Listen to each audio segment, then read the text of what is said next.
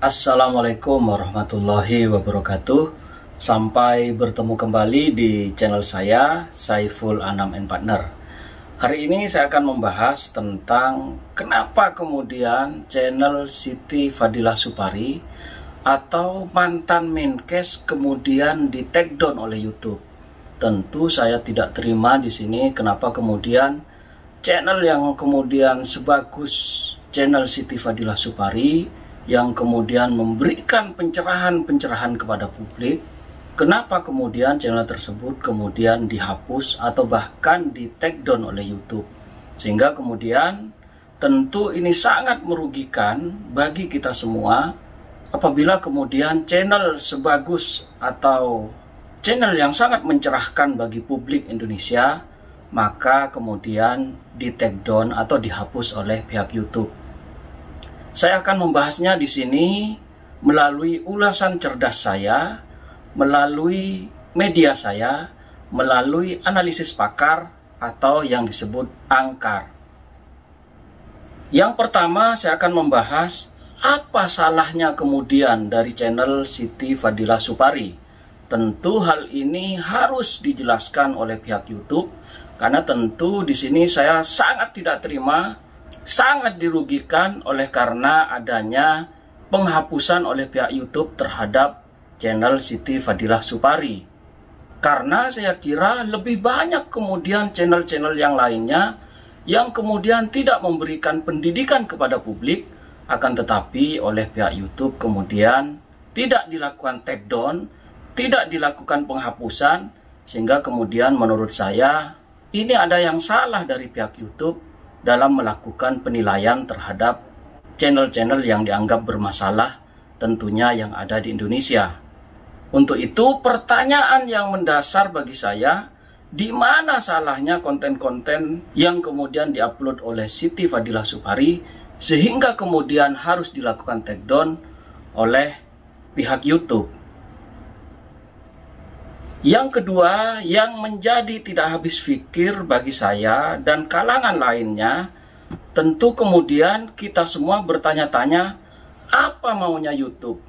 Apa yang diinginkan oleh YouTube sehingga kemudian channel Fadilah Supari kemudian menjadi channel yang kemudian harus hilang dari peredaran YouTube, sehingga menurut kami itu sangat merugikan bagi kita semua karena melalui channel-channelnya memberikan pencerahan bagi kita semua, sehingga kemudian kita semua tentu bertanya-tanya, apa maunya YouTube?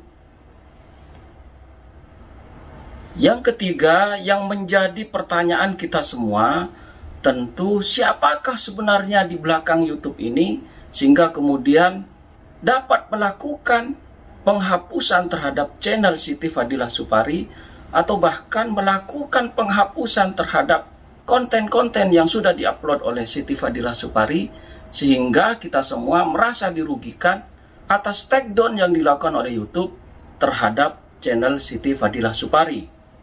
Sehingga kemudian kami bertanya-tanya, siapakah sebenarnya di belakang YouTube ini yang kemudian melakukan take down terhadap channel YouTube Siti Fadilah Supari. Yang keempat, yang menjadi pertanyaan terhadap dihapusnya konten-konten yang ada di Siti Fadilah Supari atau konten-konten yang sudah diupload oleh Siti Fadilah Supari adalah hukum mana sebenarnya yang berlaku terkait dengan adanya konten-konten yang sudah diupload atau konten-konten yang sudah menjadi konsumsi publik dan sudah mencerahkan publik sehingga kemudian publik merasa kehilangan terkait dengan konten-konten yang kemudian sudah dilakukan upload oleh Siti Fadilah Supari. Maka sekali lagi pertanyaannya, hukum mana sebenarnya yang berlaku? Apakah hukum Indonesia atau hukum mana yang kemudian yang berlaku di YouTube? Karena menurut saya tidak ada pelanggaran sedikit pun yang kemudian dilakukan oleh pihak Siti Fadilah Supari, karena saya kira konten-konten yang diupload oleh Siti Fadilah Supari merupakan konten-konten yang memberikan pencerahan untuk kita semua, sehingga kemudian tidak ada alasan bagi pihak YouTube untuk kemudian melakukan penghapusan terhadap konten-konten yang sudah diupload oleh pihak Siti Fadilah Supari. Untuk itu saya bertanya-tanya di sini, hukum mana sebenarnya yang berlaku? Karena saya kira apabila kita analisa dari sudut pandang hukum yang berlaku di Indonesia, tidak ada sedikit pun pelanggaran hukum yang dilakukan oleh Siti Fadilah Supari.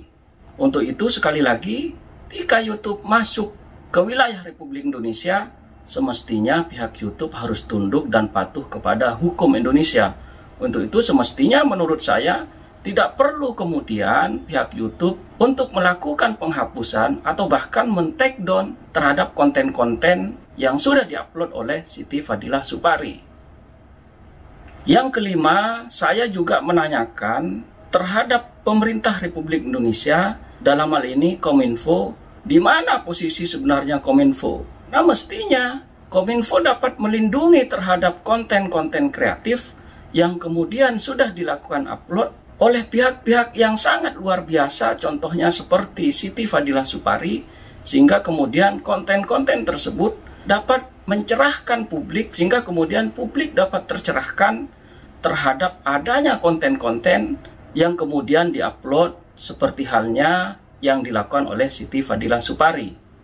Untuk itu saya menyarankan kepada Kominfo agar ada perlindungan terhadap seluruh rakyat Indonesia, tidak terkecuali kepada Siti Fadilah Supari, dalam hal memberikan pencerahan kepada publik melalui media YouTube yang seringkali justru dapat mencerahkan publik, sehingga kemudian saya berharap pihak Kominfo itu dapat kemudian membantu atau bahkan melindungi pihak-pihak tertentu seperti misalnya terhadap Siti Fadilah Supari, sehingga kemudian konten-konten yang dilakukan oleh penghapusan oleh pihak YouTube itu kemudian dapat dianulir dengan segera, sehingga para konten kreator lainnya itu dapat kemudian secara bebas dapat mengaktualisasikan dirinya atau bahkan dapat memberikan pencerahan-pencerahan kepada publik, sehingga rakyat Indonesia menjadi cerdas dengan adanya konten-konten yang memberikan pencerahan kepada publik. Untuk itu saya berharap mudah-mudahan Kominfo dapat memperjuangkan terhadap konten-konten yang telah dihapus atau telah dilakukan penghapusan kepada channel Siti Fadilah Supari, sehingga kemudian seluruh rakyat dapat menikmati terkait dengan konten-konten yang sangat mencerdaskan, yang dapat memberikan pencerahan tentunya bagi seluruh rakyat Indonesia. Inilah yang dapat saya sampaikan. Semoga pihak terkait lainnya maupun pihak YouTube dapat menganulir terhadap penghapusan terhadap channel YouTube Siti Fadilah Supari, sehingga kemudian kita rakyat Indonesia dapat tercerahkan melalui konten-konten yang dihadirkan oleh Siti Fadilah Supari, sehingga masyarakat makin menjadi cerdas, utamanya terkait dengan konten-konten yang berkaitan dengan kesehatan. Inilah yang dapat saya sampaikan, kurang lebihnya mohon maaf. Assalamualaikum warahmatullahi wabarakatuh.